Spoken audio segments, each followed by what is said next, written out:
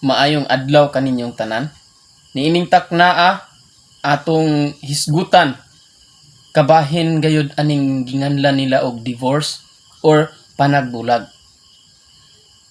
Mga igsuon, ang divorce o ang laing term niini ginganlan ni natog disolusyon. Known kaayong kini sa mga katawhan.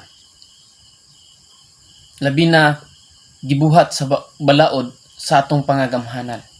Ang proseso sa pag-terminate sa minyoon nga hunaon-naon nga dili na gid siya viable. Dili na siya wa nay pulos. Nga ang asawa o ang bana gitugutan sa pagbulag sa iyang pares. Apan mga igsuon, atong susihon ang balaang kasulatan ug pinaagi niini hinumdumi ninyo kining pulong sa atong Ginoo nga atong pagahisgutan karon. Apan sa dili pa nato pagahisgutan ang balaang kasulatan, mohangyo ko kaninyo sa pag-subscribe, pag-hit sa bell button ug sa pag-like niini nga maong video kung inyong nagustuhan. Aron ma-update kamo sa mga bag-ong video nga ipagawas niini nga maong channel. So ato na kini nga pagasugdan mga kaigsuunan sa walay langan-langan. Matud pa, nagtudlo ba ang balaang kasulatan nga kung magminyo pwede ra magbulag? Mga igsuon, kung ang balaang kasulatan mo ipatubagon, matud pa, it will last forever. Till death do us part. Mabasa na nato sa balaang kasulatan, mga igsuon. Sumala sa Roma, Kapitulo 7, versikulo 2. Pananglitan, ang babaeng minyo ubos sa gahom sa iyang bana, sumala sa balaod samtang buhi pa ang iyang bana. Apan inig kamatay sa bana, libre na siya sa balaod. O unya na day ang panagbulag kung mamatay ang iyang pares.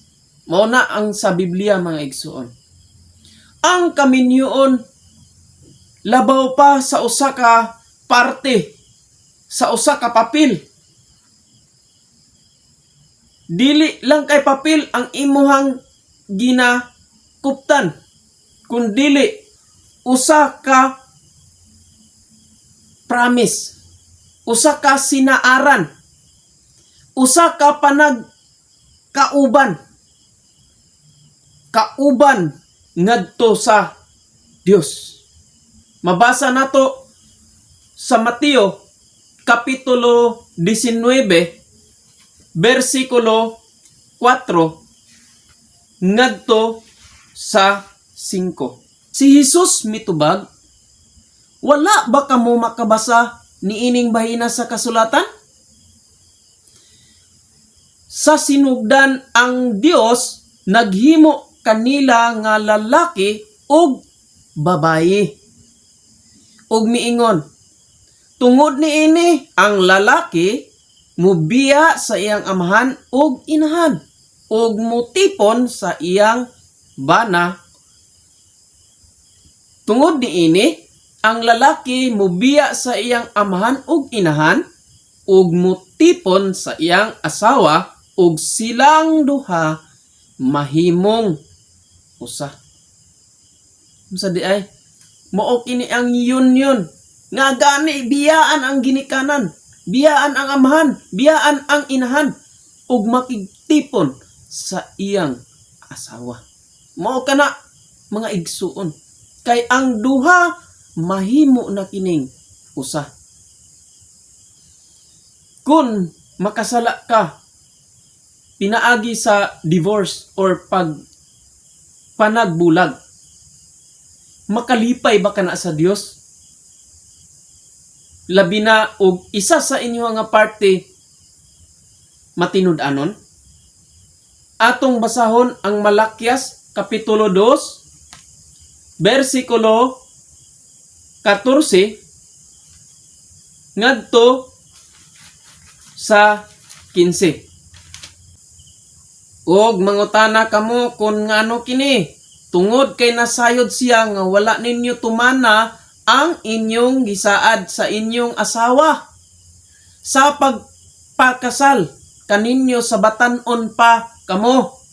Imo siyang asawa apan gibudian mo siya, bisag nagsaad ka sa Dios nga magmatinod-on ka sa imong asawa. Ngayon siya, wala kamo hiusaha sa Dios. Wala ba kamo hiusaha sa Dios sa lawas ug sa espiritu? Unsay tuyo niya niini? Aron makabaton kamo mga anak nga tinuod nga katawhan sa Dios.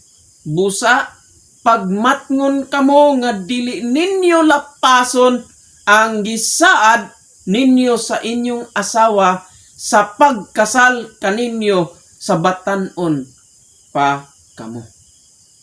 Dili ko gusto nga magbulag kamo, nag-ingon ang Ginoo. Dili ako gusto nga buhaton sa bana kining daotang butang ngadto sa iyang asawa o ang asawa ngadto sa iyang bana. Busa pagmatngon kamo ug ayaw ninyog lapasa ang inyong gipanumpa sa inyong asawa. Mao kana mga kaigsuonan, dili malipay ang Ginoo sa panagbulag. O niini nga mong pagtulunan igsoon, nakapamata ako sa nakatulog diha sa kamatuoran nga ang panagbulag dili ikalipay sa Ginoo. Dinilang kutob, salamat sa inyong paminaw, paglantaw ni ini nga maong video. Ayaw kalimot sa pag-subscribe, like, and share ni ini mga igsoon. Daghang salamat.